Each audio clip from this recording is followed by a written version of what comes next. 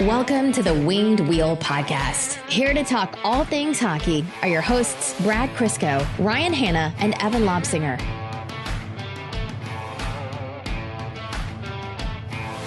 You know how I know Evan is actually very, very sick right now? I asked him if he wanted to golf later this week, and I gave him the option of like any 3 days, and he said no to all of them already. So we have two possibilities. One, he has stayed in Rome and is living his new life in an Italian villa somewhere. Or two, he is actually bedridden and as sick as he seems. For whatever it's worth, in our group chat, we still have not got a message from him post 2 p.m. any day. So either he's going to bed really early because he's really sick, very understandable, or he's still on European time. I think it's a coin toss at this point. I think we can deliver legitimate odds here. We can't actually rule out the fact that he is sick in Italy right now. That's true. Oh, wow. Yeah, both can be true. That's a push in that case. Yeah. We have listeners of the new listeners of the Winged Wheel podcast who are like, when he shows up, they're going to be like, oh, we thought this was a bit. We've actually never seen or heard from this guy before. And people who have been listening for a long time would actually often say the same thing. All right, folks, welcome to the Winged Wheel podcast. It's Brad and I today again as Evan continues his fight against either COVID or living his new European life. But we're still here to talk to you about all things Detroit Red Wings hockey, the world of the NHL, and lots more. I am one of your hosts, Ryan Hanna. I'm Brad Crisco. And Evan is not here. On this episode of the Winged Wheel podcast, we're going to be talking about Detroit's continued preseason endeavors, more impressive play from Nate Danielson, although that won't be all we talk about this time. I promise we will talk about other things. Says you. I just want to say you're sitting in Evan's seat, and we joke that Evan can see the future, the Lobstradamus thing. Last episode, you said something that saw a little bit into the future, and we'll talk about that in a second. Rasmussen, Compher, more storylines from the offseason. There's an upcoming goalie decision maybe to make for Derek Lalonde and Steve Yzerman, and we'll talk about that, as well as other notes from the preseason. And then we'll get into our Metro Division preview. The Metropolitan Division is next up on the docket as we head to the Eastern Conference, and we cover what will be a really interesting division opposite Detroit's Atlantic in the East. Some small Red Wings news and some NHL news before we head into overtime. Before that, just a quick heads up, folks. 100 tickets remain to Winged Wheel Podcast Night at the LCA. Winged Wheel Podcast Night at the LCA is a partnered event between us, the Winged Wheel Podcast, and the Detroit Red Wings, where we host a live episode of the Winged Wheel Podcast featuring special guest Ken Daniels. And there's some more that we're working on in terms of special guests and surprises there. After that, we all go watch the Detroit Red Wings game together in the LCA. We're going to sit in specific Winged Wheel Podcast sections, and it can either be lower bowl, upper bowl, or even in the gondola, and that's the same view that Ken and Mick have when they call the games. There's going to be merch, prizes, giveaways, an opportunity to meet and greet, get things signed by either Ken or Evan, or you can just talk to me or Brad if you're feeling especially sad that day and you want to make your day worse. There's going to be a special giveaway to any of the ticket buyers, or the first 400 ticket buyers, I should say, of which 100 remain, which is a co-branded, officially licensed Detroit Red Wings and Winged Wheel Podcast beanie. Previously, we gave away the hats. This time around, we're giving away the beanie. The tickets are discounted, so you get them at a cheaper rate than you usually would, and a portion of the proceeds from each ticket sold benefits the Jamie Daniels Foundation. So it's an excellent event. This is our 5th time running it. It's one of our favorite things to do on this podcast, to connect with you guys and meet the fans, and just be able to host the live show really energizes us, and it's a ton of fun. Talk to anyone who's been there. So go to wingedwheelpodcast.com/Red Wings, or go to the link in the description of this episode to get your ticket. Again, about 100 remain for those of you who want to attend. Tickets are finite. We can't open up that much space in the arena short of recording on the ice, and the Red Wings are playing the Bruins that day. So that's Saturday, November 4th, I should say. Saturday, November 4th, this is all happening. Winged Wheel Podcast Night at the LCA, wingedwheelpodcast.com/Red Wings, or go to the link in the description. Okay, Brad, last episode, we were recording at the time, about the same time as puck drop between Detroit and Chicago, the first game of their home and home during the preseason. And you said something like, okay, now we're going to wrap up and go watch Nate Danielson shut down Connor Bedard. Funny enough, here we are. Kind of happened. For one game. I am a little disappointed that Bedard eventually did get his first preseason goal. I thought the Red Wings were going to keep him pointless over 2 games, but still, Nate Danielson, Connor Bedard wasn't on the score sheet against the Red Wings. It was a 6-1 win over the Blackhawks. Always a good day to beat Chicago. And he had that steal. He stripped Bedard of the puck. Didn't end up turning into anything of substance. Into a really good chance. A really good chance. It didn't end up on the score sheet, but yeah, it was a really good opportunity. And all you can think of in that moment was Connor Bedard telling reporters and telling the Red Wings, actually, when they interviewed him, Nate Danielson is the toughest player I've ever played against. That was your Lobstradamus moment. Yep. And it would have been so, I don't know if poetic's the right word, because it would have been Danielson to Edvinsson had that goal actually completed, because Edvinsson's the one who walked in alone after the steal when Danielson gave it to him. But hey, you draft a 200-foot center. You better get a 200-foot center, and Danielson is 100% that, and Connor Bedard continues to find that out. We've beat this drum, and we're going to continue to beat this drum, but yeah, Danielson does look like a 200-foot center, and Danielson does look like a top 6 center prospect. And Danielson, I thought back a lot to my comments when he was drafted, which was I really wanted the Red Wings to walk away from the first round, this previous draft, with another center prospect, because I don't think that they had enough guarantee between Larkin, where he is now, and Kasper and whoever else they had in the system to have a legitimate 1-2 center punch. I thought between Kasper and another top-end center prospect, that's what they needed to be able to walk away and say, yes, between these two guys, we'll have a legitimate number 2. Nate Danielson looks so good right now. You might even be able to go crazy and say he could be a future number 1 center long-term on this team, or at the very least, you can set the expectation that this guy should be competitive and playing right behind Dylan Larkin in the lineup, which is looking sooner rather than later. The give Danielson his 9 games or his NHL interview camp, their voices are getting stronger, and I think it's justified. Yeah, if this was 2-3 years ago, I think that conversation would probably be taken a little more seriously because of, well, the immense opportunities available on the roster. What a diplomatic way to say the Red Wings really sucked. Yep. We've learned to be that way. We're still at the optimistic stage of the season, so I'm being nice. But Danielson would likely have gotten at least a few games to see what he looks like at the NHL level against full NHL competition. I'm not saying he's not ready for it now. There's still mistakes that are being made. But again, everybody who's listened for any period of time knows I'm perfectly accepting of mistakes in the NHL if the upside is worth it and the amount of great plays and good plays Danielson makes far outweigh the mistakes that he has made in this preseason. So that would not be a concern for me. It's just a roster. Like, you're not waiving someone to give a guy a 9-game look. That's the reality of it. Yeah. And we've talked about this at length. When a young guy comes and actually takes a roster spot full time, you waive your 4th line guys because who cares? As much as we all love a Christian Fischer or who the hell ever else in that role, if Marco Kasper comes and says, or Nate Danielson or whoever goes, that's my spot, the Red Wings would waive those players in a heartbeat. Yep. They're not waiving them for a 9-game look. They are not losing a potential full-time NHLer just to get Danielson a little more legs. So if Danielson's on the opening night roster, unlikely though it is, it's because they're giving him a look to stick around for the entire season, which, again, I don't think is the right play here, despite how good he's been. So it's going to be an interesting decision. And obviously this conversation will, in terms of like managing waivers in the roster, will bleed into the goalie conversation we're having later. So keep that in the back of your mind. But yeah, Danielson, by what he's done in the preseason, has earned a look. He likely won't get one for those reasons unless there's multiple injuries. And also, he didn't exactly light the world on fire last year in junior. As we know now, that was mostly because he was on a terrible team. Yeah.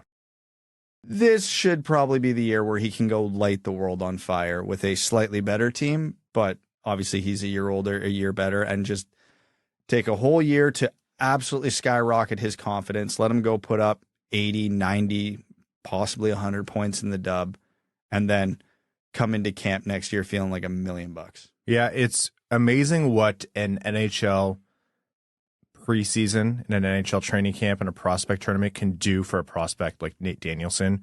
You've seen it before where these guys come in and Have they grown that immensely over the course of 3 or 4 months? I think they've grown significantly, but they haven't fundamentally changed as players.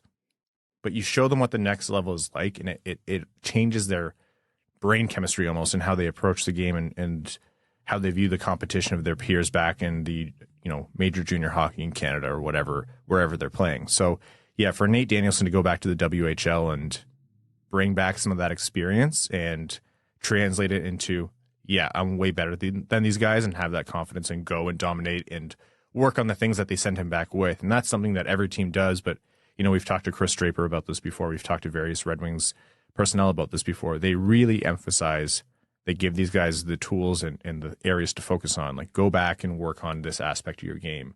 We really want to see the offensive output or whatever it might be. That could be hugely beneficial. There's an upper limit to it. Like, he can't do it forever, but this will also be his 4th year in the CHL. And so after that, he'll be eligible for the AHL once that season ends. So this is his last opportunity to go do that. But you know what? The fact that he's even made it a conversation, and so much of our airtime has gone to Nate Danielson already. Like, if you made us predict back in June, or right after the draft, I should say, which prospect we'd be talking about the most for, is this guy going to make noise? We would have said Marco Kasper. Or, if he didn't get injured, Carter Mazur. We wouldn't have predicted Nate Danielson. So this is a great problem to have. Now, we talked about the games. The Red Wings absolutely thumped the Chicago Blackhawks 6-1 in the first game. And some other notes from there, Rasmussen and Compher looked really good together. Like that, they had a really strong connection in that game. And that could prove to be, a good fit. I've talked a lot before about the lines. We're going to be surprised by maybe some of the chemistry that you find with all the new players coming in. It's not exactly you just put the best players first, second, third, fourth line. And, is it going to be Compher on the second line, and can Rasmussen play on the second line or third line? We might see those two glued together. Yeah, that would lend to my theory of get a line that's very, very defensively good for your second line and capable offensively. I don't think Compher or Rasmussen are going to be offensive dynamos, but we both know what they can do on both sides of the puck, and that's almost entirely positives. You slap them with a David Perron or a Robbie Fabry or whoever, and again, you don't have a good second line, but you have a capable second line. And if that's where the chemistry lies, that's the path they should take, because you can force feed certain players on certain lines, but it doesn't always work. No matter how much it works in theory, it doesn't always translate to the ice. So if this seems to be the ideal running mate for Compher, yeah, don't overthink it. I've really liked Compher's game over the course of the preseason. Like, he's come as advertised.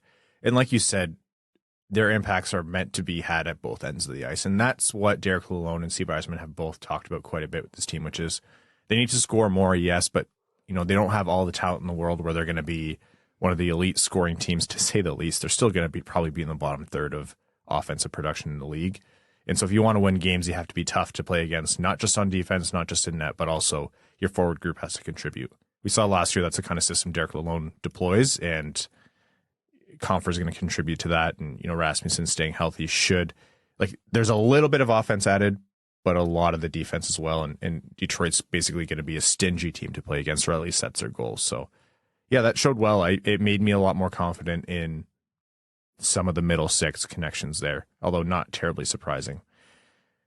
The rest of that game, Perron was also stood out. Tomisto and Soderblom got much needed goals. They had a little appearance for themselves, and ultimately the Red Wings beat Connor Bedard, who stayed off the score sheet, 6-1.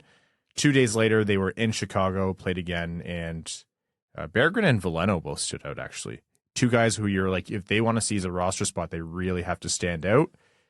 I don't want to say the clock was ticking on Berggren and Veleno to add them both in there, but certainly they hadn't done a ton to stand out during the preseason, and they look great. Berggren had a great feed to Veleno, who buried it. Veleno on his second goal showed some really nice handles protecting the puck. Nice give and go with Costin and sniped it home.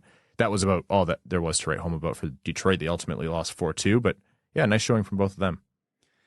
With Berggren and Veleno now, we've got a good feel for what they both can do and are capable of, and even offensively, especially offensively, actually, it's just been a consistency issue. We've talked before about how good Veleno's release is, and it's a wonder why he doesn't score more goals with it. Well, there were two good examples of it. Berggren, we know what a great passer he is. So, him having that cross-ice sauce to Veleno for the 1T is not surprising, but still very pretty to watch. And if you're going to make a roster and make an impact in the NHL, you have to play to your strengths. We watched too many years of the Red Wings trying to fit, round pegs into square holes. If these guys can make an impression doing what they do best on the ice, which for Veleno, transition, skating, control, and then actually finishing the plays, it's a huge step for him. If Berggren can be consistently dangerous with the puck on his stick in the O-zone, that will force Lalonde's hand, and they'll have to play because, what's the old saying? Be undeniable. Yeah. That's the path for a lot of these guys. And, I'd rather see Veleno and Berggren have a game like that and force, a Christian Fischer or, pick another veteran into the press box, just because in a situation like this, you would hope Ty goes to the young guy. And if they make it an easy decision, all the better. Speaking of young guys, Connor Bedard ended up getting his first preseason goal, and it came against the Red Wings, and it was, with time running out, scored the empty netter. And it was so funny because he looks so annoyed by it. Part of it is he has like an all business attitude on the ice. He's just kind of, I don't want to say stereotypical like that, but you see a lot of the players who come through the same path as him, and he has that almost Sidney Crosby-like personality, but I think with a little bit more personality that we've seen so far. But yeah, he looked genuinely annoyed that his first, not official because it's preseason, but first NHL goal was an empty netter. Like he was actually scowling. It reminded me of, what was it? Ovechkin's 802nd goal that came on the empty net, and he did everything in his power to not take that shot, and Kuznetsov just kept giving it back to him until Ovi put it in the empty net. You know who I feel bad for in the Blackhawks? Connor Murphy. Because the announcers are so used to just saying Connor Bedard's name at any given opportunity, because that's essentially all the team has to look forward to this season. The last game, they accidentally said Connor Murphy like 2 or 3 times because it's just muscle memory for them at this point. Well, I can't wait to see Connor Murphy go up against Mason Raymond in a game on ESPN. That's going to be a great one. Oh, please let it end. I hope, for the sake of hockey, the announcers don't ruin Bedard. We like Connor Bedard. We hate the Hawks, but we like Connor Bedard. He's fun as hell to watch. There's not many reasons to not like him other than he got drafted by the Hawks. But if they do this thing where it's all they talk about and it's never ending, the enjoyment does wear off over time watching him when the other 9 players on the ice at any given moment do not matter. Brad, it is the best prospect since McDavid to come through the draft. He's in an original 6 market. He's in a major metropolitan market. It is a broadcast favorite market. It will go this way. I know. Everything you said is exactly why I'm thinking what I'm thinking. And then we watched the last 2 games in preseason where all those concerns were fully realized. I roll with it. To me, I like it. I can enjoy Bedard's game. Yeah. I will root against Chicago Blackhawks' success forever because that's just the right thing to do. But I enjoy watching him on the ice. It's akin to like how a lot of people feel Trevor Zegras was covered, or it's akin to how a lot of people feel that Red Wings fans talked about Mo Seider in his first 2 years. Like, it's going to seem annoying if you're on the outside, and especially if you hate the team that he's playing on. Which is most people. Yep. So the Red Wings preseason will be wrapped up by the time we record our next episode. They're playing very shortly at the time of recording against Pittsburgh on Wednesday night. They played the Leafs on Thursday and on Saturday as well. And we'll be back with you on Sunday for a preseason wrap-up as well as our Atlantic Division preview. But for now, let's talk about something that the Red Wings have going on, which is their goalie situation. Ville Husso's the starter. We all know that. And they signed 2 goalies this offseason. They signed James Reimer, who is a veteran goalie, someone who's a little bit more proven, came in to be a little bit more steady behind Ville Husso. Not that they've lacked veteran goalies in the past, but Reimer's success maybe, or ability to demonstrate success, was recent enough where they believed that he could contribute.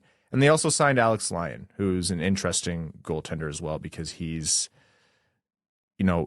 not younger. He's still 30 years old, but he came in cheaper. 2 years at $900,000 compared to James Reimer's 1 year at $1.5 million. So, neither of them are going to be massive impacts on the cap, but you look at the dollar value and you might think, okay, Reimer. Lyon did come in and practically save Florida last year. So he's demonstrated that he can come in and make a difference. I think they're both really good goalies. And they both played really well during the preseason, I think. The general notion has been that it's Reimer's backup job, but maybe the Red Wings are going to try to run with 3 goalies. Maybe they're going to try to waive Lyon and get him through waivers. But there's an added wrinkle now of Tampa Bay has lost Vasilevsky to surgery for, a good chunk of the start of the season. And is Alex Lyon going to make it through waivers? I doubt it at this point. So what do the Red Wings do? Right now, the answer seems to be carry 3. Realistically, you don't sign these guys with the hope that you lose them on waivers. And not only the Vasilevsky situation, there are goaltending needy teams out there. I mean, who was it? Spencer Martin got claimed on waivers, and he was one of the near statistical worst goalies in the NHL last year. Yeah. The goalie market's desperate for a few teams. Look at what LA's parading out this year. I don't think they would mind some insurance. So, yeah, it's kind of that catch-22. Lyon's got 2 years and he's younger. You would think that's the ideal scenario, is that he wins the job because you get the extra year, you save a few bucks on the cap, and hey, if all goes well, maybe you get a few more years out of him after that. Reimer does not have many years left. No, he's 35 right now. So if he's the better goalie, he's the better goalie, and you run with it, and then, okay, the Lyon experiment was great, good luck in Tampa, whatever it might be, but I wouldn't be shocked if they carry 3, honestly. I think the way the math plays out, they don't need to carry more than 13 forwards. They've got 7 NHL defensemen. It seems pretty clear Edvinsson's Grand Rapids bound, so you could go 13, 7, and 3.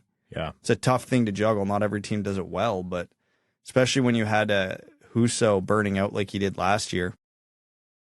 Maybe this was the plan all along. I really, truly don't know. The thing is, I just don't know how sustainable it is over the course of a season. Some teams do it, and there are weird situations, and it's not like you hope for an injury or you hope for one of these players to start playing poorly, but eventually you're essentially just trying to find a window where it makes sense to reduce it to 2. You can roll with 3, you're right. You reduce the amount of forwards and defense, and you have less flexibility on that end. But you don't want to have that reduced flexibility over time. There's so many injuries in terms of skaters on the ice as opposed to goalies that you need to have that roster spot at some point.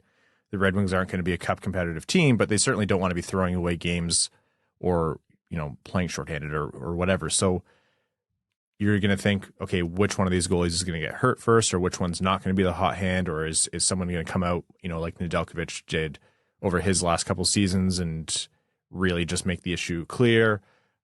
Outside of the Red Wings, are other teams going to solve their goalie situations where it's no longer going to be a big risk to get, Lyon through waivers or whatever it might be?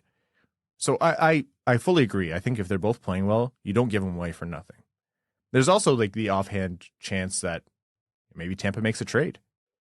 It'd be so weird to sign a goalie and then trade, but I could see teams being interested in Lyon. It wouldn't be, you're not moving first round picks here, but if you think you're stuck at a dead end and you turn around and you have no escape, then you think, okay, I'm going to get something for this guy rather than waive him.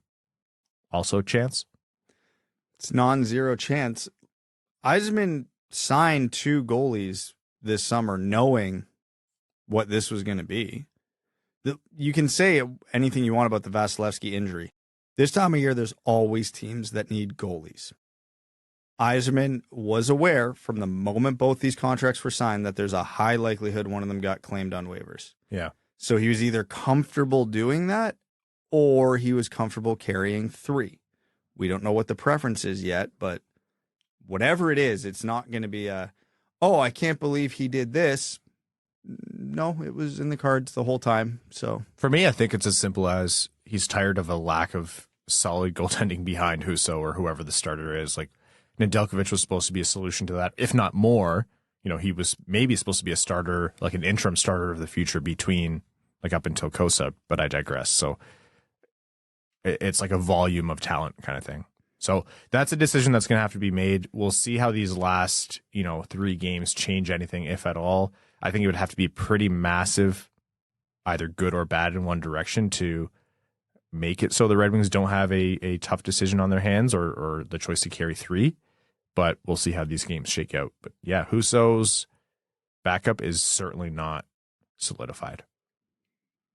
Well, the Red Wings are going to have a lot to sort out over the rest of those preseason games too. What are the lines going to be? If you're worried about, who the second versus third line center is going to be between Compher and Kopp.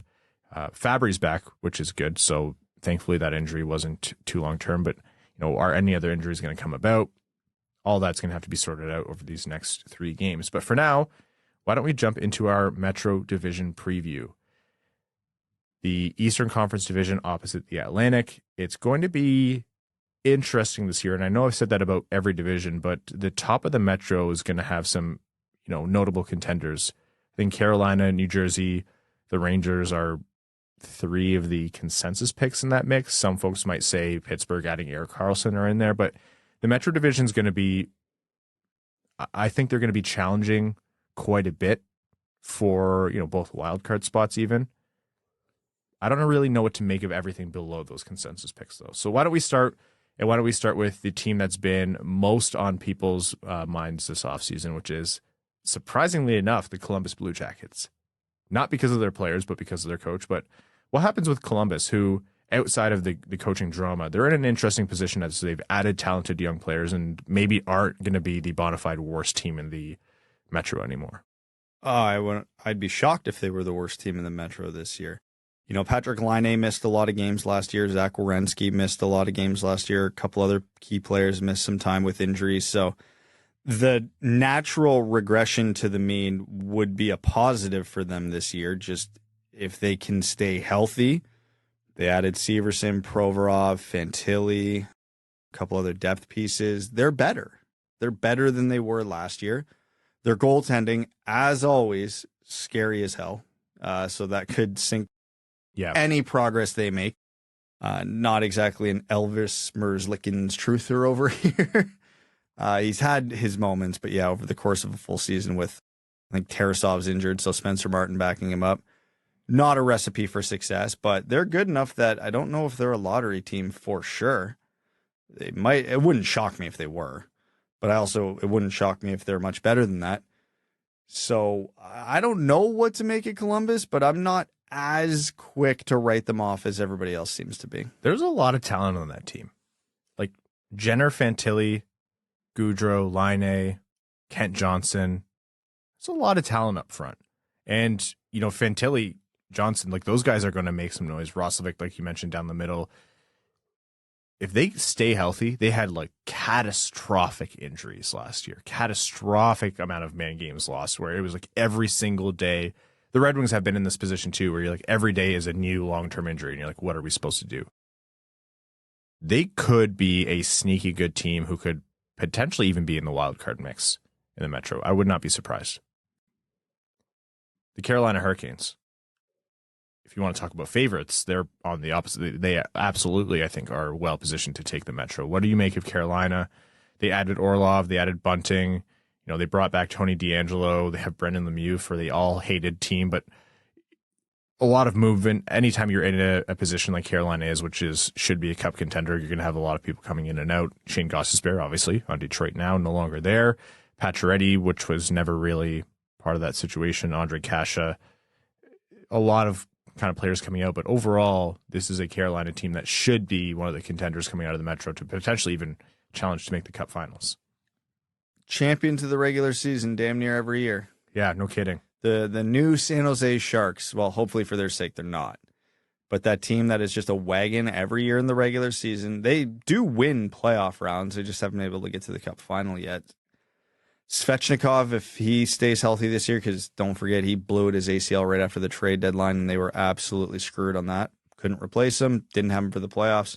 Huge loss. They had like no left wingers. No, almost none. And the Orlov addition was a sneaky good addition. I mean, what's not to like about Carolina this year? Like, top to bottom, they are once again a fantastic team coached with one of the best systems in the league. So So it's hard not to buy into Carolina, at least for the regular season. They are also very much in a you keep your guys, even guys in contract situations, because you're making a run for the cup. So it doesn't matter who they have coming up on a contract year. You have to be going for it if you're Carolina right now, especially with teams like Tampa Bay on the downswing, Florida maybe not. They're kind of nebulous. Toronto's going to be Toronto. Like, this could be Carolina's East. I agree with you, Svechnikov, that he has to be a main driver of that, and health is a concern for sure. Kotkaniemi too. I think they're asking a lot of Kotkaniemi, and that goes back to the offer sheet, but he could still be a really talented player and contribute in a way where he makes a meaningful difference. We'll see what adding Bunting to the mix does as well. Bunting is kind of like doing what Bertuzzi's doing, which Bertuzzi's going to Toronto playing with ultra-talented players, same ones that Bunting was playing with, and Bunting is going to go and play with, Aho or Jarvis and whoever else. So I could see him making a good dent in that mix.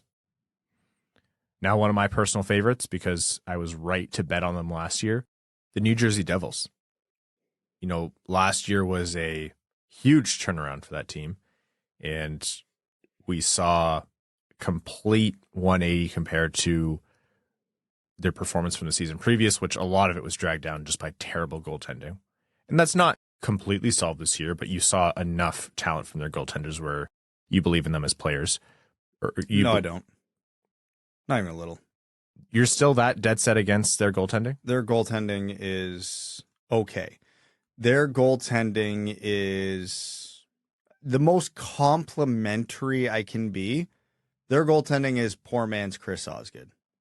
They didn't lose them many games last year, although they did lose them some. So a poor man's Hall of Famer in some people's mind? Yeah. But they didn't steal many games, if any. They didn't lose many games.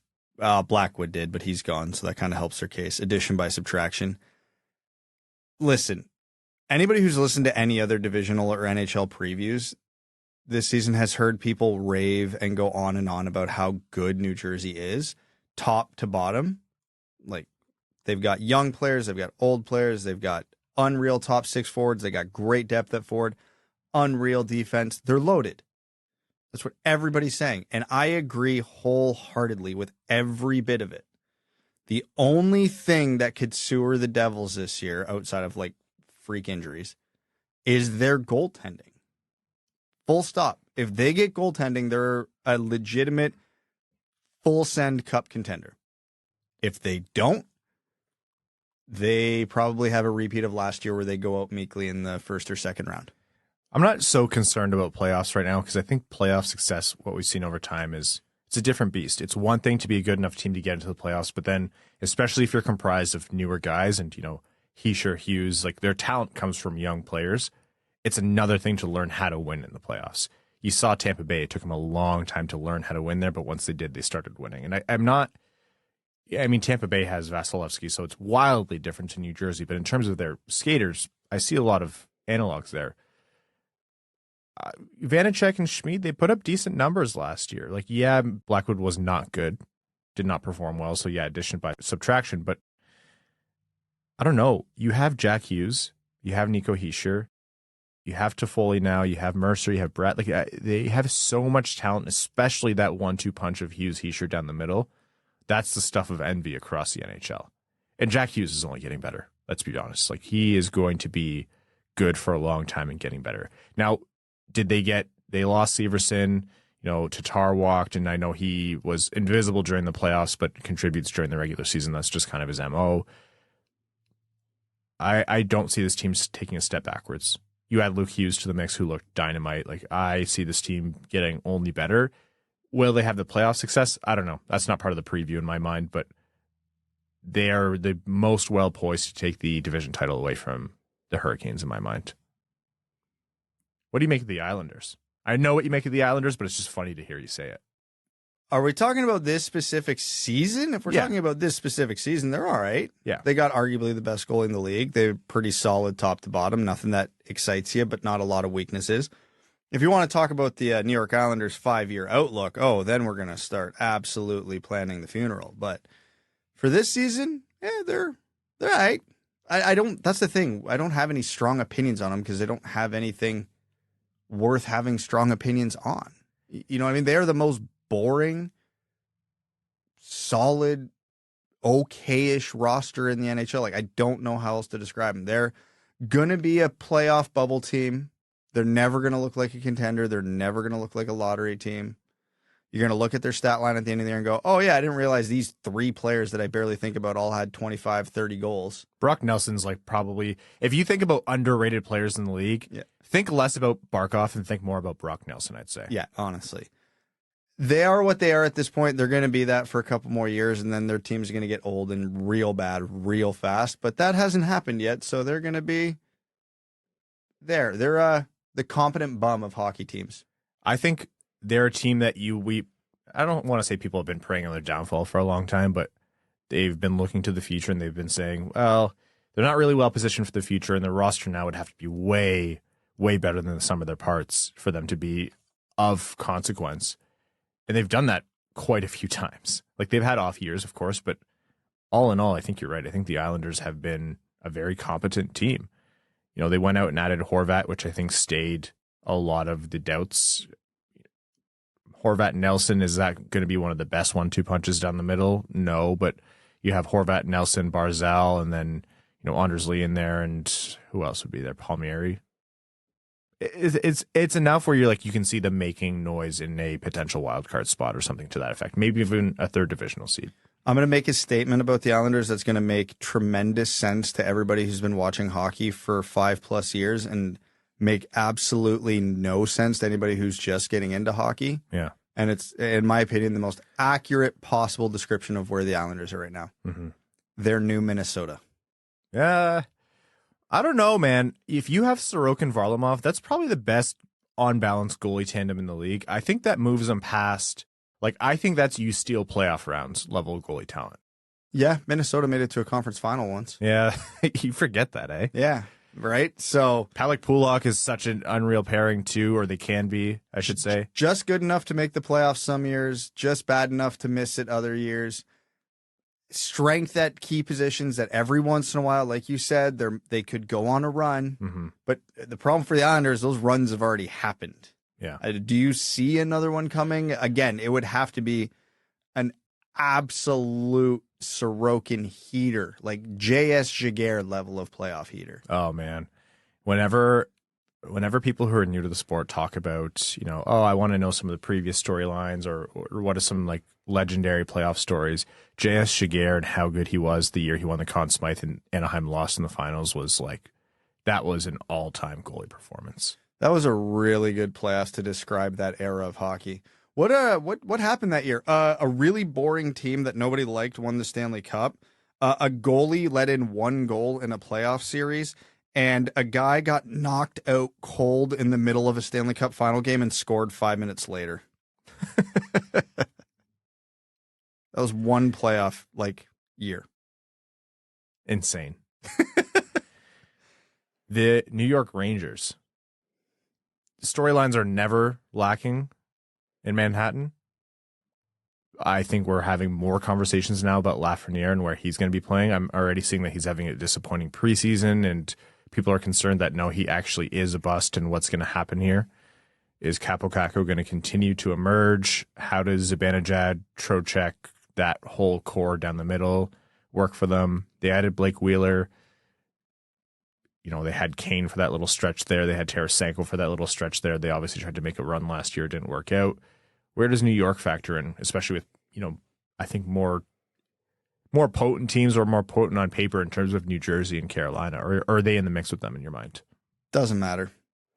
The New York Rangers are good enough that they're going to get into the playoffs, whether that's a divisional seed or a wild card. They're good at every position. Maybe not the deepest team in the world at defense. And, you know, depending what Lafreniere and Kakko are, maybe not that deep up front, but the star talent's there. Panarin, Zibanejad, Adam Fox, Shesterkin. Yeah. They're getting in the playoffs. They're in the same boat where the Leafs are, where the regular season doesn't matter. Yeah. What do you got in the playoffs? Because a lot of the Rangers' key players had phenomenal regular seasons last year and then just disappeared against the Devils in the playoffs. It is what it is. I don't know if they're going to finish second in that division. I don't know if they're going to be the second wild card, and I don't think it matters.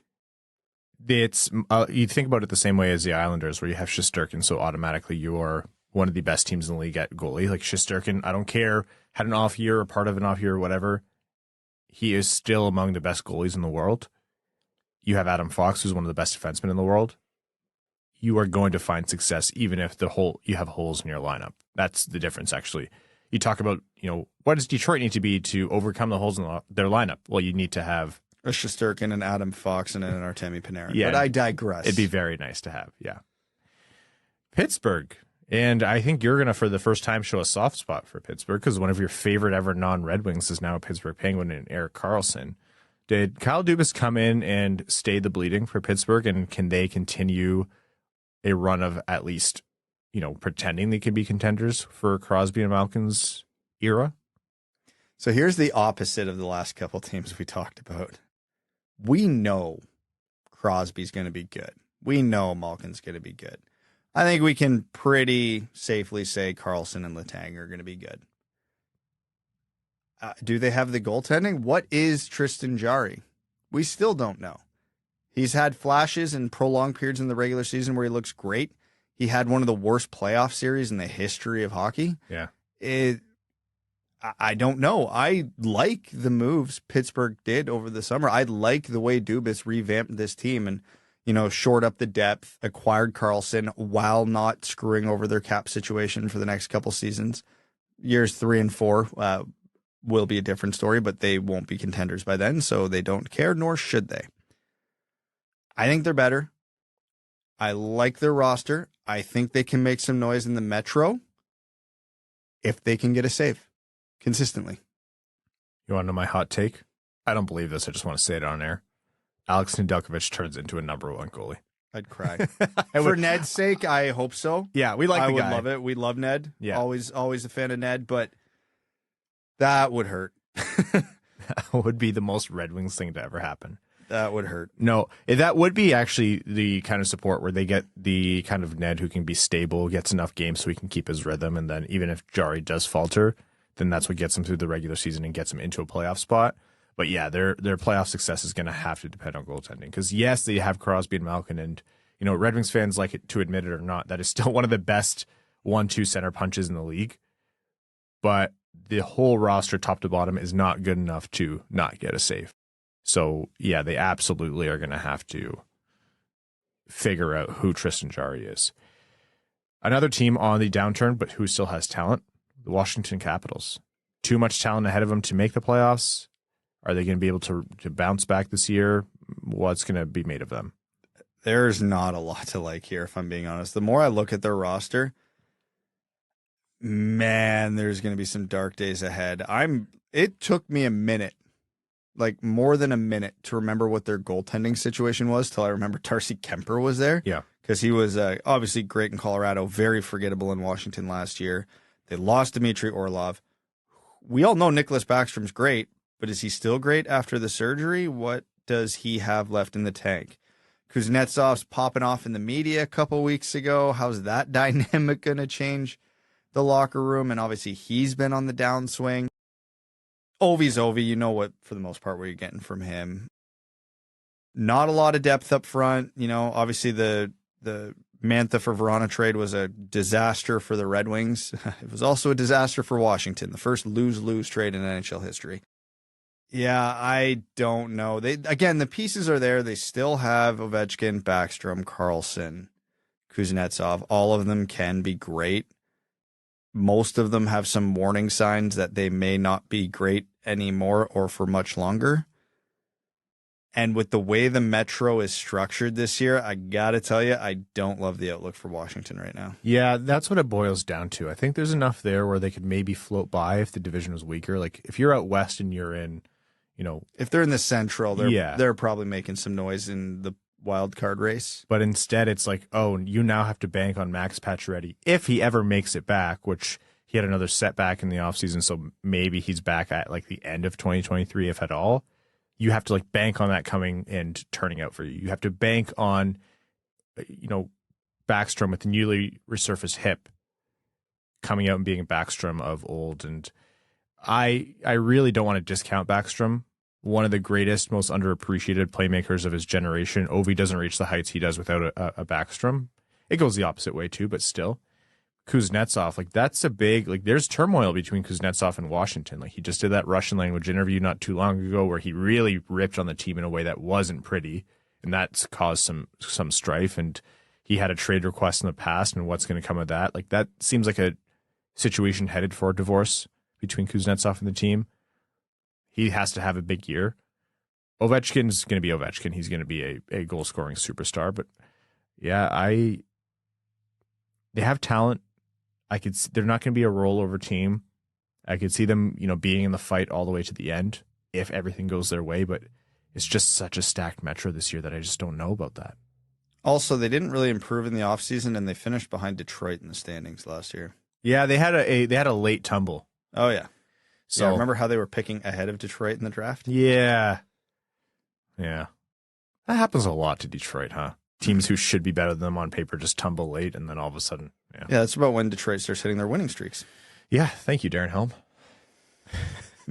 Darren Helm was the Jack Hughes year, right? Where Darren Helm went like nutty and scored a game winner. Or am I in Detroit? No, that was when the Larkin, Mantha, Bertuzzi line was formed, or maybe that was the Dahlin year. It was one of those 2 years, and they went supernova for like 10 games when it didn't matter anymore. I remember New Jersey took the spot that Detroit occupied had they not, won an unlikely game or two. Yeah, and then that's the year they got Jack Hughes. Yeah, which turned out great.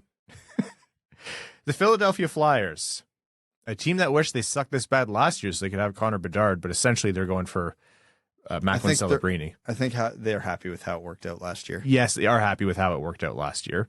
Obviously adding someone who they won't have for a long time, but the second best player in the draft in Matvei Michkov. But the Philadelphia Flyers are going to probably be the worst team in the Metro.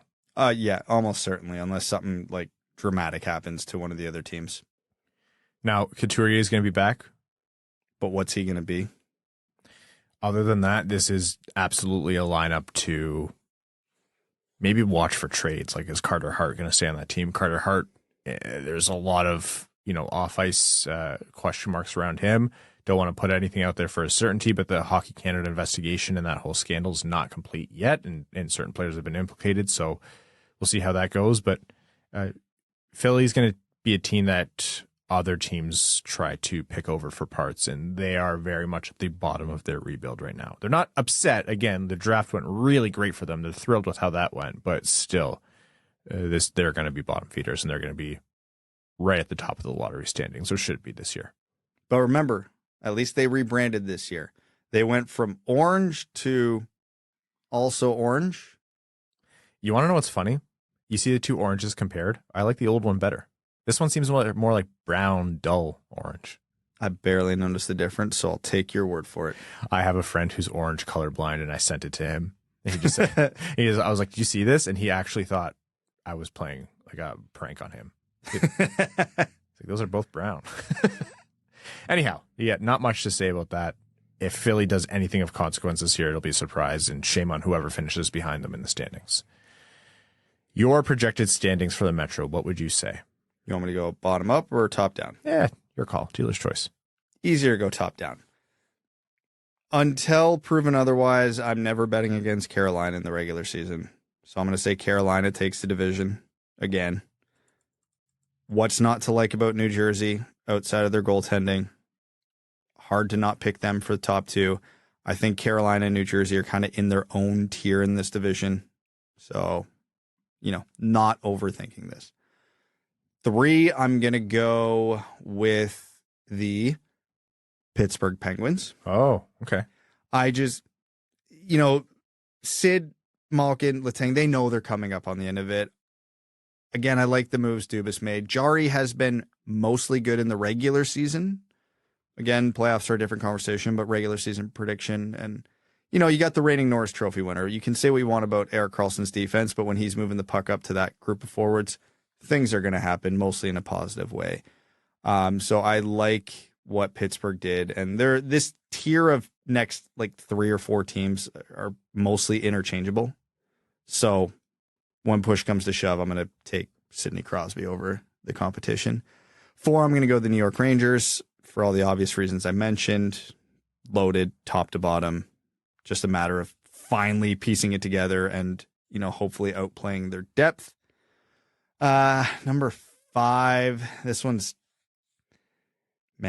tough. This is where I really start to struggle placing teams. I'm going to go with the Islanders again. Just the consistency they show constantly. Never fully count them out. They're going to be hanging around the playoff race to the bitter end if they don't get in. Mm-hmm. And obviously, decent possibility they do get in. 6, I'm going to go Columbus. Just because I just feel like people are ignoring how many players they were missing last year. Like, they were not the same team last year. Yeah. And then they added on top of that, they have the relief of not having to deal with Mike Babcock. I'm not saying they're going to, set the world on fire, be a playoff team, anything like that. But I don't hate them on paper. 7, I'm going to go Washington. They are just so old. I have a hard time believing they are capable of staying healthy at this point. Like, realistically, there is no youth on that team of consequence. And, like you said, the injuries have already started to pile up. You got the Ovi goal chase that'll keep him motivated, but I don't love what's going on with that team around that. And then in a very distant 8th. Distant. I think Washington to the Islanders is interchangeable. I think the Rangers and Penguins could be very interchangeable. I do not have anybody in this division in the same category as Philly. Okay. They are comfortably the worst team in the division. Like, if you told me, I have Washington 7th here. If you told me they made the playoffs, I wouldn't be that surprised. Mm-hmm. I'd be mildly surprised, but it wouldn't shock me. If you told me the Flyers made the playoffs, I would absolutely not believe you unless I was in the building to watch a Flyers playoff game. Okay, so I actually have the Devils winning. I'm going to continue. I'm going to assume that between Vanacek and Schmid, they get the goaltending they need. I have Carolina very close behind. It'll be a neck-and-neck race between those two. And you might see the two new powerhouses of the Eastern Conference, and they take the title away from the Atlantic in that regard. But we haven't done our Atlantic preview yet, so maybe too soon to speak. I have the Rangers in a divisional seed. I really do like what Pittsburgh has done. I agree with you, but I don't know that it's enough to overcome what Pittsburgh or what the Rangers have already on their roster. That is very dependent on what Kakko and Lafreniere can do. And I mean, I've been hoping for that one to turn around for a long time because it just does not make sense for those two guys to not turn out to be way better. But we'll see how that one goes. Pittsburgh right after that at 4th. I think, as we mentioned, Kyle Dubas did what he needed to do to give Crosby and Malkin enough to work with. I think that's going to be a wild card contending team. I'm not going to start betting against the Islanders. I was almost tempted to push them lower, but you have Ilya Sorokin. I don't think you're going to finish lower than 5th, and I think this is actually maybe I'm underappreciating them because they have Sorokin. So I have them right behind Pittsburgh. I'll put Columbus right behind them as well. I agree with you. You stay a little healthier. You add the young talent that you had. A big question mark is going to be how is Vincent going to come in and coach this team? It's been a lot of drama. Is that room really settled after the whole Babcock situation? We'll see. Believe it or not, off-ice drama does count. They're jubilant and revitalized, even though Babcock was only there for a couple months. That is a huge plus, not a negative. That room has come together. It's a good episode when Brad uses the word jubilant. When Brad's reaching into his dictionary, this is we are in mid-season form already. Oh, we are rolling now. We don't need Evan back. I'm kidding. And then behind them, I have Washington for the reasons Brad stated. I think it's going to be tough for them to move forward. They could end up making me look stupid, but still. And then Philly, distant 8th. That's just where they are in their rebuild. That's our Metro Division preview. Let us know what you think. We'll see how wrong we are. And of course, as I mentioned before, we are getting all of Evan's picks as well. So we'll see how his compare, and we'll track those throughout the year. Okay, some quick news here. Dmitri Buchelnikov, he and another prospect have been loaned to Admiral in the KHL until the end of the season. So he's going to get some more big league time over there. There's a couple other moves going in either direction, but essentially we might see more of Dmitri Buchelnikov in, pro level KHL, top level Russian hockey, which if you're a Red Wings fan wondering about the second round draft pick, that was a big surprise. And this kind of mysterious player that people didn't really, zero in on before the draft, this is what you want to see. News out of Russia is so hard to get right now in terms of the hockey sphere. So if he's playing more KHL minutes and that's actually how this turns out, that is like best case scenario for Detroit. That would be amazing, but I'm slightly confused. This Admiral team you speak of, I've never heard of them. I'm going to need the full team name here, Ryan. I got it for you. 1 second. I was hoping you wouldn't make me do it. Admiral Vladivostok. I will give you a passing grade, I assume. Thank you. You are of Eastern European descent, so you can tell me if my accent was offensive or passable. No, I can't. I would go with Vladivostok, but I don't know for sure because, my family moved over from Ukraine. 100 or so years ago. So you're only 5 years old when that happened. I feel like we lost the accent at some point. Yeah. Okay, and then in NHL news, there's actually some big pieces here. Gary Bettman mentioned today, and he was very careful to say that this is a really preliminary and things can change. And we've seen over the last 5 or so years, pre-COVID, that in terms of the salary cap, things do change over the course of a season. But the preliminary estimate for next year's salary cap is anywhere from 87 to 88 million. Currently, it's 83.5, so it's a 3.5 to 3.5 to 4.5 million dollar increase this year to next.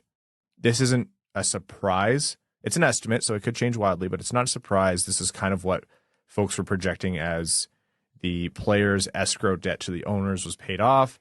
Revenues kind of came back. They have all the gambling revenue coming in. They're advertising the hell out of everything. So, they're getting more revenue that way. And so the salary cap is going to jump after being painfully flat for a lot of teams for a long time. So what to make of that? I'm cool if they shave a mil off that if we get rid of the board ads. They won't do that. I know they won't do that. As it was reported, they actually have a lot of feedback, believe it or not, that people really like the board ads. I have been hearing absolutely none of that. In terms of the actual salary cap increase, so this is what teams have been waiting for a long time. Oh, yeah, 100%. It's one Ben Schrott. Yeah, it is going to make big contracts that were signed a lot more palatable. If you thought, to take a Detroit example, not because of I think this is the best example, but just so it's relatable. If you thought Dylan Larkin was overpaid as per the cap now, that softens the blow. If you thought, Tom Wilson's contract was too high if you're Washington, that softens the blow. It's why negotiations have been, I think, a little bit more strained of late, up and down, like either your biggest paid players or, bottom tier guys, because they know in a year you're going to have enough cap relief to pay your superstar player the big raise he's going to deserve, or add, 1 to 2 to 3 depth pieces or young players on ELCs. Like, this is really going to move the needle. Even if it's just $3.5 million, teams are going to be unlocked from a lot of the handcuffing they've had over the past however long. Part of that has been cap mismanagement, but no one predicted COVID, right? And that's what froze the salary cap. And when good teams design their cap structure, they're thinking 3, 5, 10 years out. Maybe not 10, but they're thinking out a long time. And COVID happened and it ruined a ton of plans, and teams had to stay in stasis and make a lot of tough decisions.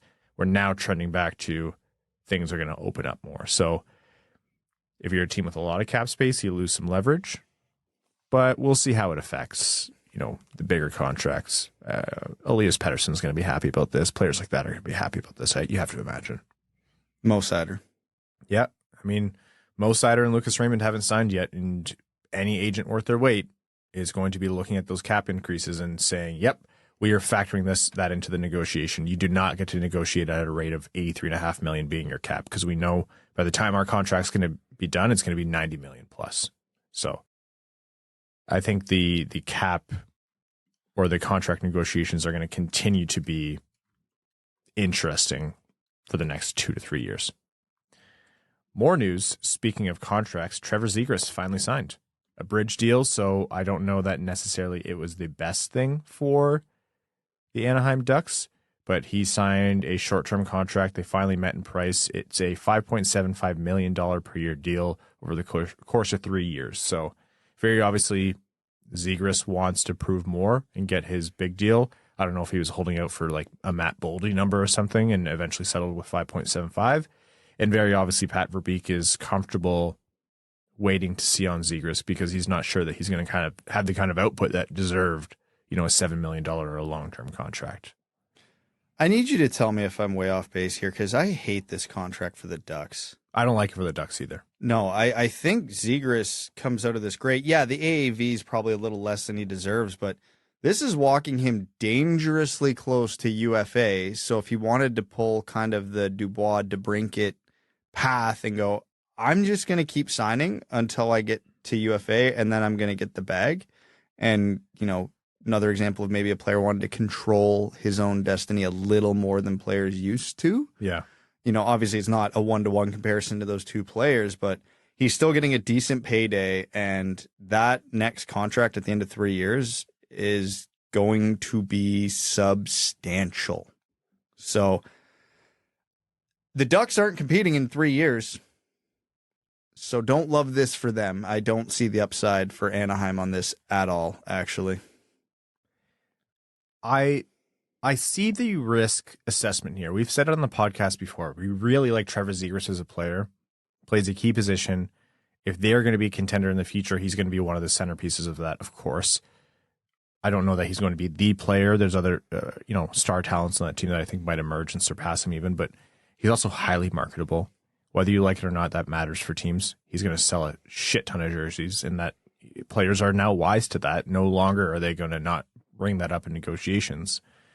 But almost like what we've said about Lucas Raymond, his sophomore year wasn't the best, and it caused some doubts of, will he be, a point per game player in the NHL, or is he going to settle in somewhere lower than that? Zegras also has shown a little bit where you're not sure if he's going to be a superstar. What if he's just, I don't say this lightly, but what if he's just a run-of-the-mill star player?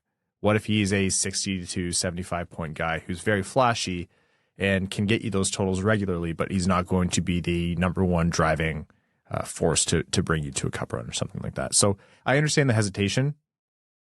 It's not that. But the design of the contract, in my mind, is very anti-Ducks interest. I fully understand the hesitancy with Zegras. But you could have done, obviously it's a negotiation. He might have said no to this at all costs, but a 1 or a 2 year bridge made way more sense than 3 for Anaheim. The closer they get him to UFA, the more it's going to cost them. And since the cap hit on this contract does not matter because they are not going to be competing on this contract. Yeah. You figured you'd want to get him to that next contract sooner rather than later, so you can get him before that dollar amount goes up and up and up and up. Because if he has 3 big years on this contract, they are screwed. Obviously, they're going to be happy that he's good, but they'll spend an extra $2-3 million per year versus what they otherwise would have had to. Okay, more NHL news. The expansion conversation is continuing. Fair or not, Atlanta is one of the centerpieces, or I shouldn't say centerpieces, one of the at the forefront of teams there competing for a potential, expansion spot. Bettman has done his lawyer speak and said, there's no plans at this time, but there's been a ton of interest. I've maintained on the show, I think we're going to have, by the time the year 2030 comes around, we'll either have plans for or close to having plans for 36 teams. I think they're going to go 4 more. I think having a $1 billion plus expansion fee is just too much for owners to say no to. I was a big proponent for staying at 30 teams, and now I think 32 is the max. And someone might point to me and say, well, that's arbitrary. Why would you say that? And they'd be right. And that's why I think ultimately they are going to expand further. But, there's a ton of teams here. There's Salt Lake City, there's Houston, and those two have been linked to, if the Coyotes have to move, Quebec City is always going to be there. Portland, because they've seen what's worked out in Seattle, and they think there's a bigger sports, market there. Toronto, the greater Toronto area. New York is supporting however many teams in that region.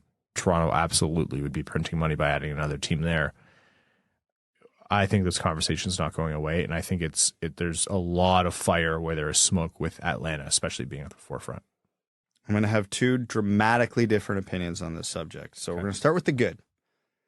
The amount of talent in the hockey world nowadays, this league could comfortably support 36 teams without watering down the product at all. No doubt about it, 1,000%. And like you said, what the expansion fees cost and the money they're making, they'd be crazy not to. Mm-hmm. Like it's literally free money.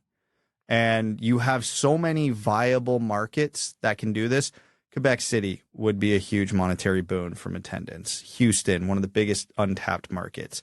Salt Lake City seems like it's very hot to trot. And, you know, you could rattle off. I think I even saw San Diego on a list today of teams that could be potentially interested. And that's a pretty big metropolis. And say what you want, hockey in California has worked. So you can't discount San Diego at all if they have strong ownership. I am fully on board for them to go nuts in expansion over the next 5 to 10 years. Not Atlanta. It's failed twice, and I understand ownership. It's not always on the fan base. Atlanta is a huge metropolis. You market it right. You get a winning team. It's a whole different story. Maybe the Thrashers survive. I saw a tweet from someone today that's from the Atlanta area that where they're talking about this arena, it's an hour outside of Atlanta. How well did that work for Phoenix? Like, am I crazy? Like, am I missing something here? You get into these huge metropolises that aren't necessarily hockey hotbeds, and then you don't put them in the metropolis. You put them in the burbs. It depends on how the region's constructed, and we're not going to turn this podcast into an assessment of highway systems and everything. Yeah, is this like Ottawa, or is this something a little more functional? I don't know, but not to ever call Atlanta traffic good, because from everything I understand, it's among the worst in the world. Like mentioned up there with LA and Toronto, but it seems to be where it would be located would be accessible for all of the money in the Atlanta metro area. Yeah, and I don't know enough about the details of that, so everything I'm saying could be completely moot. And they're like, oh yeah, no, this actually will work really well. But I'm pretty sure that's what they said in Phoenix too. So I'm going to err on the side of pessimism when it comes to situations like this. Yes. Until I am proven wrong. And I hope I'm proven wrong, because anybody who's been listening to this podcast for years, I'm on record as saying this. I need these Thrasher jerseys back in my life. Oh, the one sleeve. I miss those so much. All of them. All of them. They had very few misses on their jerseys, and I know that's a controversial opinion. The basketball style was terrible, though. Yeah. It's just text and a number, every one of those jerseys universally is terrible. But outside of that one, all their jerseys, A+, need them in my life. Need to watch the Red Wings going down to Atlanta just so we can get a visual of those. What a terrible era for hockey, where it's just like the Stars. When Reebok came in, they ruined hockey jerseys. Oh, God. It was. I'm so happy. Dallases were awful. Freaking, who is it that Washington's still using it for some reason? Colorado, Florida, nightmare jerseys. At least Washington's had a historical reference, though. Like, that was kind of a classic. Well, they're still wearing it. It's their classic jersey. And when they wear their throwbacks, universally loved, yet they don't graduate from the piping apocalypse. The piping. Oh, God. But yeah, and those text jerseys were right in the middle of that same apocalypse. But either way, the OG Thrashers jersey, the baby blue Thrashers jerseys, this is the only reason I want Atlanta to work. Yeah. Okay, there's going to be more on expansion, and there's actually some other league news, but for the sake of time, we're going to move on here. Before overtime, I want to do a quick call out. For folks who don't know, Wings Money on the Board is an initiative that we started in, we and Prashant Iyer, who hosts Expected by Whom, another show in the kind of the Winged Wheel podcast network. He hosts that with Sean Shapiro. Anyhow, we and Prashant started this initiative in support of the Jamie Daniels Foundation and basically capitalizing on all of the incredible work that the Red Wings fan community does. And through your amazing, amazing support, through Wings Money on the Board, Winged Wheel podcast nights at the LCA, and some other, initiatives are on Twitter. There's a Reddit user, Denver Law 14, who kickstarted one of the original drives to raise money for the foundation. Over $100,000 has been raised through this and those other initiatives. And so Wings Money on the Board has grown to be a great thing. But with that, we're doing a call out for help. So this is, we're looking for someone who's willing to volunteer their time to help support this charity initiative. To fully clarify here, we're not looking for, you're not going to be using your precious time to support the Winged Wheel podcast. This will be for Wings Money on the Board. So we hope that kind of makes it a little bit more desirable. You don't have to worry about us schmucks, and it's for a good cause. And it's, we are looking for back-end support in terms of administration, organization. This thing has grown where it needs, the kind of time and eyes and hands that we just don't have consistently right now. We don't want to lose the growth and great progress we have for Wings Money on the Board. So if you are interested, email us at wingedwheelpodcast@gmail.com. and put in the subject line Wings MOTB. Let us know a bit about yourself, maybe any experience or history you have in the space, working with any kind of organization, charities, volunteering, or anything like that. And I can tell you a little bit more about the role as well that we're looking for. So again, email us, wingedwheelpodcast@gmail.com, subject line Wings MOTB. Okay, let's jump into a quick overtime here. Overtime is brought to you by our Patreon supporters, patreon.com/wingedwheelpodcast if you want to support the show. Everything we do in the show is made possible by our patrons. You know, the continued growth and production and hopefully improvement of the Winged Wheel podcast, running Expected by Whom, hosted by Sean and Prashanth. The support of the Jamie Daniels Foundation, running Winged Wheel podcast nights at the LCA. That's all through our patrons. By becoming a patron, you get various benefits such as access to our Winged Wheel podcast exclusive Patreon Discord and all the great communities within there. You're automatically entered into all of our giveaways. For example, last year we gave away 2 tickets to every Red Wings home game, the vast majority going to our Patreon supporters, and we're doing the same thing this year. And you also get access to all of our bonus overtime and any bonus content that we create, episodes which are hosted on Patreon. So again, patreon.com/wingedwheelpodcast. You get all those benefits and more, and support the Dub Club. Okay, comment here from Cletus. Says, what are your predictions for who leads the team in hits this season? I have a feeling that Kostin is quickly going to be a fan favorite in Detroit after seeing him in preseason. Ben Sherratt. Yeah, a healthy Rasmussen I could see being in the mix too. Ben Sherratt's going to get a lot of ice time, though. Yeah. And plenty of opportunity to throw the shoulder around. Question here from Patrick J. says, did any of you get a chance to watch the Toy Story NFL game? The Big City Greens Rangers Caps game last year. How long do you think it'll take the NHL to give the Red Wings a game like this? The Red Wings, I don't know. I hope the NHL follows suit because we weren't able to catch it live, but I showed Hank and Mika the highlights of that Jags game after, like the Toy Story. They loved it. They were absolutely enthralled. So a hockey equivalent would be phenomenal. Wallstedt is a 4-letter word, says, I think Brad dismissed this last episode, but is it possible, and if so, how likely for Danielson to play 9 games with Detroit before going back to juniors? We mentioned this before earlier in the episode. Like, it's certainly possible, but that might even come later in the season rather than right away. A lot would have to change in terms of injuries or whatever for that to be likely. They're only waiving someone to create a spot for him if they're giving him a legit shot to play the full season. Also, thoughts on New Power seeing time in Detroit at any point. He's been a surprise to me this preseason as someone who finds a way to be noticeable when he's in the lineup. It would take a lot of injuries. You got to think Edvinsson's the first call. Then maybe Johansson, then maybe New Power. It depends where their priorities at, right? If Johansson and Edvinsson are in a good flow in the AHL and they don't want to disrupt it, and they need a defenseman to come up to sit in the press box, maybe, go in and out of the lineup. New Power might be the ideal scenario for that because obviously you don't want to bring in Edvinsson or Johansson up just to play every other game or something dumb like that. So I don't think it's impossible, but I don't think it's overly likely. Give Wallman the Heart says things are becoming clearer as the regular season approaches. Kasper seems AHL bound. Danielson has been incredibly exciting, but he'll be in the dub. The last big question is in my opinion, is Simon Edvinsson. Is there any good reason he shouldn't be on the Wings for a majority of the season? 7 healthy NHL caliber defensemen ahead of him, and he is waiver ineligible. So he's the only guy of value back there they can send down. Yep. It doesn't hurt to send Edvinsson down to continue to smooth out the edges of his game. I've liked what I've seen from him in the preseason, honestly. I think if he's in an NHL roster, he is absolutely not perfect. He's not mistake-free. He's not going to have a Mo Seider type year, but I think he's ready for an NHL roster.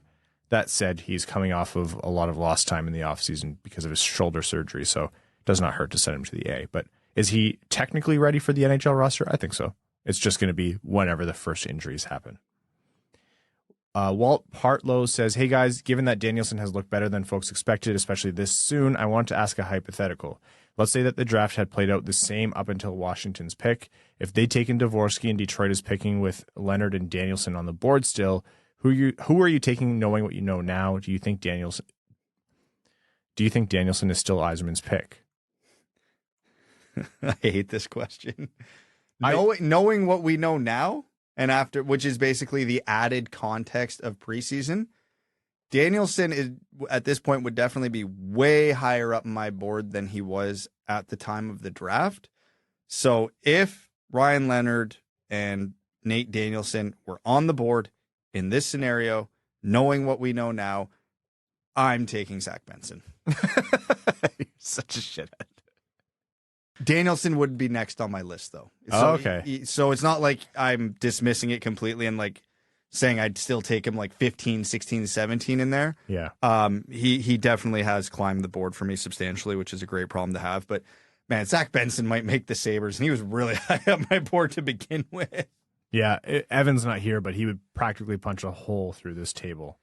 Yeah, but if you want a tiebreaker at positional premium, you could make the case for Danielson, which is a great problem to have. But yeah, like Danielson looks like he could be a really good top six center. Benson looks like he could be special right now.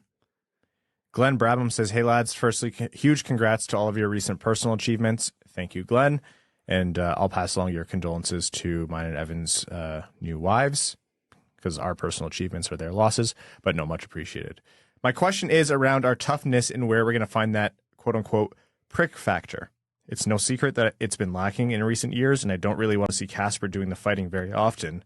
Mazur is still a little way off, so who on the roster are you looking to set the scene and let other teams know we won't be pushed around? Cheers, boys. Stay fresh. Rasmussen, Kostin, Hull, Sherratt. Yep, that's pretty much it. Rasmussen is like the personality, like he's going to set the tone for the team. Sherratt, say what you will about his game on ice, which obviously there's a lot of questions there. You cannot deny, yes, the leadership off ice. He's always the one in front of the mic after the games and things like that, but he's in the mix for every scrum. I think Perron as well, like a veteran forward, and he's like sneaky get under your skin type. Like he really makes over the course of a 60-minute game another team hate him. I think I've heard the same about Christian Fischer as well. Yeah, Christian Fischer can have an edge to his game. And let's be honest, you don't want him fighting, but Mo Seider is often in the mix. I like the angle Mo Seider has taken, like not taking shots from everyone. We saw his first ever game in the NHL with Tampa Bay and, punching everyone, which is great. But I don't want to see him dropping the gloves and doing an Anthony Mantha break your hands type thing. He'll be in the scrum and he'll punch someone back, and the entire team will get there, and that's how it goes. So not to the degree where he's dropping the gloves, but Mo Seider is also in that mix. Yeah, the team that Yzerman and Lalonde have built is there a Tom Wilson? Is there, the guy? Maybe not, but I think as far as many teams or any team will have enough, like, don't mess with us factor, Detroit has reached a sufficient standard in my mind. Kasper and Mazur will help one day. They will. I think that's going to be a really underappreciated part of Kasper's game. Even if he doesn't turn out to be a top six center, he's like a bona fide third line guy. You hope that he's as close to Gabe Landeskog as humanly possible. Okay, we're going to wrap up this episode of the Winged Wheel Podcast. We'll be back with you on Sunday. Hopefully Evan will be revived from the dead by then. That's going to be our Atlantic Division preview. And we're getting really close to the start of the season, so we'll have wrapped up preseason by then. Before we wrap up, though, I do want to say Winged Wheel Podcast night at the LCA. There are a finite amount of tickets.